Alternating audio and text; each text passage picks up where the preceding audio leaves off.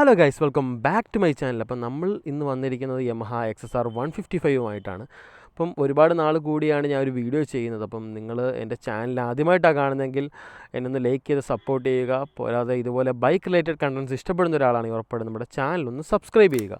അപ്പം നമുക്ക് നമ്മുടെ വീഡിയോയിലേക്ക് പോകാം. അപ്പം യമഹ XSR 155 ഇന്ത്യയിൽ എത്തുന്നതിന് മുമ്പ് തന്നെ ഒരുപാട് ആരാധകരെ ക്രിയേറ്റ് ചെയ്തൊരു മോട്ടോർ സൈക്കിളാണ് ഈ XSR 155 എന്ന് പറയുന്നത്.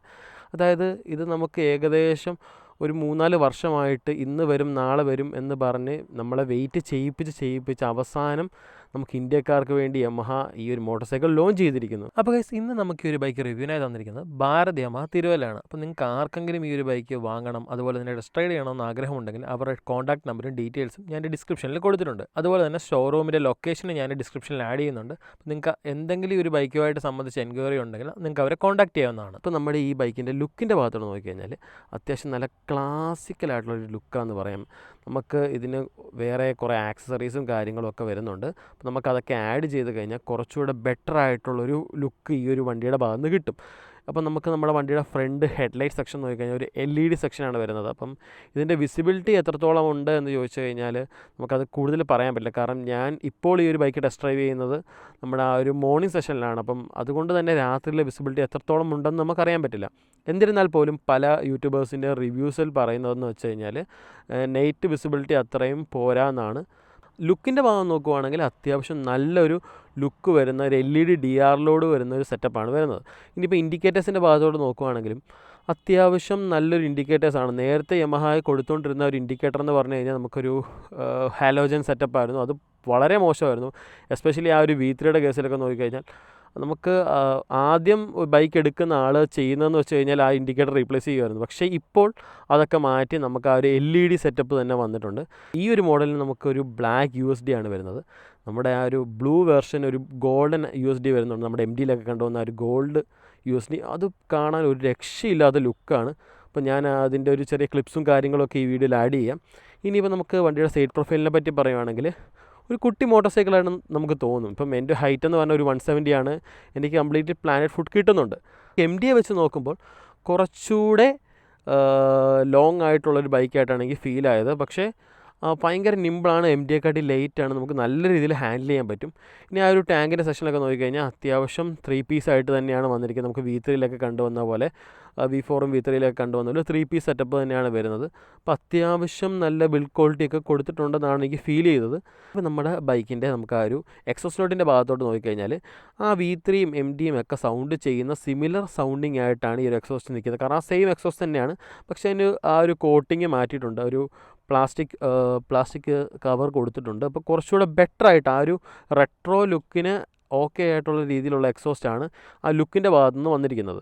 ഇനിയിപ്പം ബാക്ക് സെക്ഷൻ നോക്കിക്കഴിഞ്ഞാൽ നമുക്കൊരു ചെറിയ കുട്ടി LED ടെയിൽ ലൈറ്റ് വന്നിട്ടുണ്ട്. അത്യാവശ്യം നല്ല ലുക്കും കാര്യങ്ങളും അത് പ്രൊവൈഡ് ചെയ്യുന്നുണ്ട്. ഇപ്പോൾ ഇതിന് എക്സ്ട്രാ ഒരു ടെയിൽ ടെഡിയും കാര്യങ്ങൾ യമഹയുടെ ഭാഗത്ത് നിന്ന് തന്നെ, അതായത് ആ ഒരു പ്ലാസ്റ്റിക് പീസ് റിമൂവ് ചെയ്തിട്ട് എക്സ്ട്രാ ടെയിൽ ടെഡിയും കാര്യം യമഹ ആക്സസറി ആയിട്ട് തന്നെ കൊടുക്കുന്നുണ്ട്. അപ്പം ആ ഒരു കാര്യമൊക്കെ നോക്കിക്കഴിഞ്ഞാൽ ഓക്കെയാണ്. പിന്നെ ബാക്ക് ടയേഴ്സിനെ പറ്റി പറയുവാണെങ്കിൽ 140 സെക്ഷൻ്റെ ഒരു ബാക്ക് ടയേഴ്സാണ് ഇതിന് വന്നിട്ടുള്ളത്. അപ്പം ഇതിൻ്റെ ഒരു ഫീലും ഫീഡ്ബാക്കും എന്നൊക്കെ പറഞ്ഞു കഴിഞ്ഞാൽ അത്യാവശ്യം നല്ല ഗ്രിപ്പും കാര്യങ്ങളും ഒക്കെ തരുന്നുണ്ട്. എന്നിരുന്നാൽ പോലും നിങ്ങൾക്ക് അപ്ഗ്രേഡ് ചെയ്യണമെന്നുണ്ടെങ്കിൽ ഉറപ്പായിട്ട് അപ്പോളോയിലോട്ടോ മറ്റോ അപ്ഗ്രേഡ് ചെയ്യാവുന്നതാണ്. ഫ്രണ്ട് ടയേഴ്സിനെ പറ്റി പറയുകയാണെങ്കിൽ ഒരു 100 സെക്ഷൻ ടയേഴ്സാണ് ഫ്രണ്ടിൽ വന്നിട്ടുള്ളത്. അത്യാവശ്യം ഗ്രിപ്പും കാര്യങ്ങളും വരുന്നുണ്ട്. ഈ സെയിം കേസ് തന്നെയാണ്, MRFൻ്റെ ടയേഴ്സ് തന്നെയാണ് ഫ്രണ്ടിലും വരുന്നത്. ഇനിയിപ്പോൾ നമുക്ക് നമ്മുടെ വണ്ടിയുടെ ഫ്രണ്ട് ബ്രേക്കിംഗ് സെറ്റപ്പിനെ പറ്റി പറഞ്ഞാൽ വൈബ്രേഡ് സെറ്റപ്പാണ്. 2 പിസ്റ്റൺ കാലിപ്പേഴ്സും കാര്യങ്ങളൊക്കെയാണ്. നമ്മൾ ആ V3യിൽ കണ്ടുവന്ന ആ ഒരു സെയിം സെറ്റപ്പാണ്. അപ്പോൾ നമ്മൾ ഇതുവരെ ഓടിച്ച് വന്ന ആ ഒരു ഫീലിൽ നിന്ന് ഞാൻ പറയുകയാണെന്നുണ്ടെങ്കിൽ അത്യാവശ്യം പ്രോഗ്രസീവായിട്ട് തന്നെയാണ് ബ്രേക്ക് ചെയ്യുന്നത്.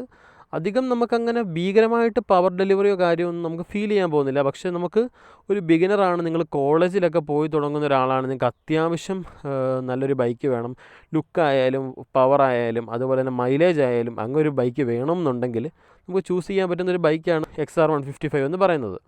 ഇനിയിപ്പോൾ നമ്മുടെ ആ ഒരു ബൈക്കിൻ്റെ ഗ്രൗണ്ട് ക്ലിയറൻസിനെ പറ്റി പറയുകയാണെങ്കിൽ അത്യാവശ്യം ഗ്രൗണ്ട് ക്ലിയറൻസും കാര്യങ്ങളും വരുന്നുണ്ട്. ഏകദേശം ഒരു 170 mm തന്നെ ഗ്രൗണ്ട് ക്ലിയറൻസ് വരുന്നുണ്ട്.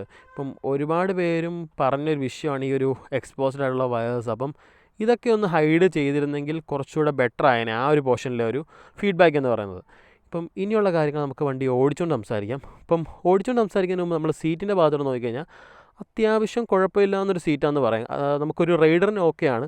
പക്ഷേ ഒരു പില്ലിലൂടെ വന്ന് കഴിയുമ്പോൾ അതിൻ്റെ ഫീഡ്ബാക്ക് എങ്ങനെയാണെന്ന് നമുക്ക് പറയാൻ പറ്റില്ല. കാരണം ഇപ്പോൾ ഞാനിപ്പോൾ ഒറ്റയ്ക്കാണ് ഈ ഒരു ബൈക്ക് ഓടിക്കുന്നത്. ഒരു പില്ലിനും കൂടെ ഉണ്ടെങ്കിൽ നമുക്ക് ആ ഒരു ഫീഡ്ബാക്ക് അറിയാൻ പറ്റുള്ളൂ.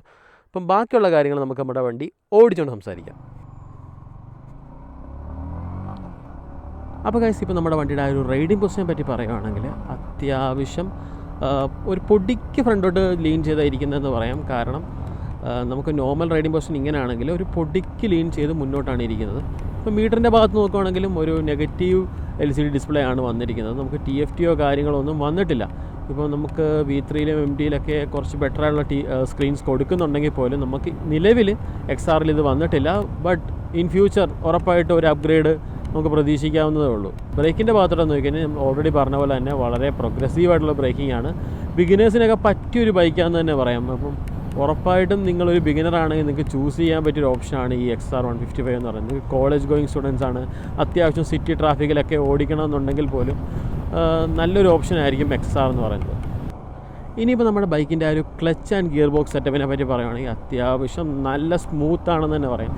അങ്ങനെ ഫോൾസ് ന്യൂട്രലോ കാര്യങ്ങളോ ഒന്നും വരാൻ പോകുന്നില്ല. അത്യാവശ്യം നല്ല രീതിയിലുള്ളൊരു ഫീഡ്ബാക്കാണ് ക്ലച്ച് ആൻഡ് ഗിയർ ബോക്സിൻ്റെ ഭാഗത്തുനിന്ന് വന്നിട്ടുള്ളത്. ഇപ്പം പിന്നെ എന്താണ് ഈ ഒരു ബൈക്കിൽ എടുത്ത് പറയേണ്ടതെന്ന് വെച്ചാൽ നമ്മുടെ ഫുഡ് പാക്ക് കുറച്ച് റെയർ സെറ്റാണ്. അതായത് അത്ര സ്പോർട്ടി ആയിട്ടിരിക്കുന്നതായിട്ട് നമുക്ക് ഫീൽ ചെയ്യില്ല. ബട്ട് സ്റ്റിൽ കുറച്ചുകൂടെ ബെറ്റർ ഹാൻഡിലിങ്ങിന് പറ്റിയൊരു പൊസിഷനാണ്.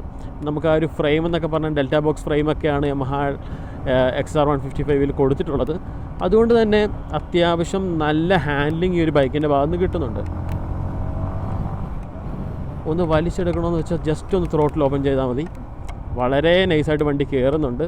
അതായത് ഒരു 200cc ബൈക്ക് പവർ ചെയ്യുന്നതിനൊപ്പം തന്നെ ഇത് നിൽക്കുന്നുണ്ട്. അപ്പോൾ ഇതൊരു 155cc ബൈക്കാണ് എന്നിരുന്നാൽ പോലും ഒരു 200cc എങ്ങനെയാണ് പെർഫോം ചെയ്യുന്ന ആ ഒരു രീതിയിൽ തന്നെ ഇത് പെർഫോം ചെയ്യുന്നുണ്ട്. അപ്പം അത്യാവശ്യം നല്ലൊരു ഫീഡ്ബാക്കാണ് പവറിൻ്റെ ഭാഗത്ത് നോക്കിയാൽ നമുക്ക് കിട്ടാൻ പോകുന്നത്. ഇനിയിപ്പം നമ്മുടെ ബൈക്കിൻ്റെ സസ്പെൻഷനെ പറ്റി പറയുകയാണെന്നുണ്ടെങ്കിൽ നമ്മൾ ഓൾറെഡി പറഞ്ഞിട്ടുണ്ട് അത്യാവശ്യം നല്ല സസ്പെൻഷൻ ആയിരുന്നു.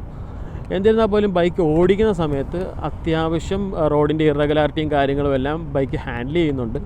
അങ്ങനെ മോശമായിട്ടുള്ള ഫീഡ്ബാക്കോ കാര്യങ്ങളോ ഒന്നും സസ്പെൻഷൻ്റെ ഭാഗത്തു നിന്നില്ല.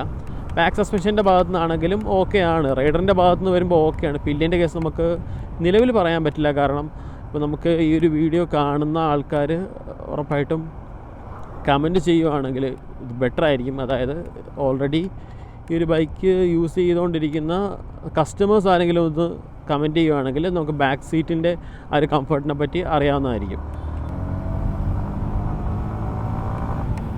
വളരെ നിസ്സാരമായിട്ടാണ് ബൈക്ക് കയറുന്നത്. 7000 RPM ഒക്കെ എത്തിക്കഴിഞ്ഞാൽ നമുക്ക് ആ ഒരു എക്സ്ട്രാ VB ആക്ടിവേറ്റ് ചെയ്യുന്ന ഒരു പുള്ളില്ലേ, അത് നമുക്ക് ശരിക്കും ഫീൽ ചെയ്യാൻ പറ്റും. അതായത് ഏകദേശം ആ ഒരു 7000 RPM എത്തുമ്പോൾ നമ്മുടെ ആ ബൈക്കിൻ്റെ ഒരു റിയൽ പൊട്ടൻഷ്യൽ നമുക്ക് മനസ്സിലാക്കാൻ പറ്റും. അത്യാവശ്യം നല്ല രീതിയിലൊരു പുള്ള് നമുക്ക് ആ ഒരു 7000 RPM കിട്ടുന്നുണ്ട്. അപ്പോൾ എന്തായാലും നിങ്ങളൊരു 200cc ബൈക്കോ കാര്യങ്ങളോ എന്തെങ്കിലും ചൂസ് ചെയ്യാൻ നിൽക്കുന്ന ഒരാളാണെങ്കിൽ നിങ്ങൾക്ക് ഉറപ്പായിട്ടും കൺസിഡർ ചെയ്യാൻ പറ്റിയൊരു മോട്ടോർ സൈക്കിളാണ് ഈ യമഹ XR 155 എന്ന് പറയുന്നത്. അതായത് 200cc അതേ ഒരു ഫീഡ്ബാക്കും കാര്യങ്ങളൊക്കെ കിട്ടും. നമുക്കിതിന് മൈലേജ് എന്ന് പറഞ്ഞാൽ അതാണ് ഏറ്റവും വലിയ ഹൈലൈറ്റ്. ഇത് ടാങ്ക് കപ്പാസിറ്റി ഏകദേശം 10 ലിറ്ററാണ് വരുന്നത്.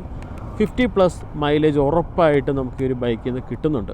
അപ്പം 50+ മൈലേജ് കിട്ടുക എന്ന് പറഞ്ഞു കഴിഞ്ഞാൽ ഒരു കോളേജ് ഗോയിങ് സ്റ്റുഡൻസ് അല്ലെങ്കിൽ ഒരു ഡെയിലി കമ്മ്യൂട്ടിങ് ചെയ്യുന്ന ഒരാൾക്ക് എന്തുകൊണ്ട് നല്ലൊരു ഓപ്ഷനാണ് യമഹ XR 155 എന്ന് പറയുന്നത്. അത്യാവശ്യം നല്ലൊരു മൈലേജാണ് ഈ ഒരു 50 km/ലിറ്റർ എന്ന് പറയുന്നത്. അപ്പോൾ വേറെ നിങ്ങൾ ഫേസ് ചെയ്യാൻ പോകുന്ന പ്രശ്നം എന്ന് പറഞ്ഞു കഴിഞ്ഞാൽ ഈ ഒരു ഹോണും ഇൻഡിക്കേറ്ററും അത് തലതിരിഞ്ഞാണ് വന്നിരിക്കുന്നത്. അപ്പം അതിൻ്റെ ഒരു ചെറിയ പ്രശ്നം ഫീൽ ചെയ്യാൻ പോകുന്നുണ്ട്. കാരണം ഞാൻ ജസ്റ്റ് ഇൻഡിക്കേറ്റർ നമ്മൾ പമ്പിൽ നിന്ന് ഇറങ്ങിയിട്ട് ജസ്റ്റ് ഇൻഡിക്കേറ്റർ ഇട്ടപ്പോൾ ഞാൻ ഹോണാണ് അടിച്ചത്. അപ്പം അത് നമുക്ക് നോർമലായിട്ടൊന്ന് അഡോപ്റ്റായി വന്നോളും. ഇപ്പം ആദ്യം ചെറിയ പ്രശ്നമൊക്കെ ഉണ്ടെങ്കിലും അതൊരു കുറ്റമൊന്നും പറയാൻ പറ്റില്ല. പക്ഷേ നോർമലി അഡോപ്റ്റായി വന്നോളും. ബേസിക്കായിട്ട് വേണ്ട ഡുവൽ ചാനൽ ABS, അതുപോലെ തന്നെ traction control, slip and assist clutch, അതുപോലുള്ള കാര്യങ്ങളൊക്കെ നമുക്ക് ഈ ഒരു XR 155 അവർ ഓഫർ ചെയ്യുന്നുണ്ട്. അത്യാവശ്യം നല്ലൊരു ഫീഡ്ബാക്കും കാര്യങ്ങളും ഒക്കെയാണ് ഈ ഒരു ബൈക്കിൻ്റെ ഭാഗത്ത് നിന്ന് എനിക്ക് കിട്ടിയിട്ടുള്ളത്. അപ്പം നിങ്ങൾക്ക് ഇതുപോലുള്ള കണ്ടൻസ് ഇഷ്ടമാണെങ്കിൽ ഉറപ്പായിട്ട് നമ്മുടെ ചാനലും സബ്സ്ക്രൈബ് ചെയ്യുക. അതുപോലെ തന്നെ നമുക്ക് ഈ വീഡിയോ നിങ്ങൾക്ക് ഇഷ്ടപ്പെട്ടെന്നുണ്ടെങ്കിൽ ഉറപ്പായിട്ട് ഒരു ലൈക്ക് ചെയ്ത് നിന്ന് സപ്പോർട്ട് ചെയ്യുക. പുതിയൊരു വീഡിയോ എത്തുന്നവരെ ഇറ്റ്സ് മീ മോട്ടോ ബാൻഡേഡ് സൈനിങ് ഓഫ്.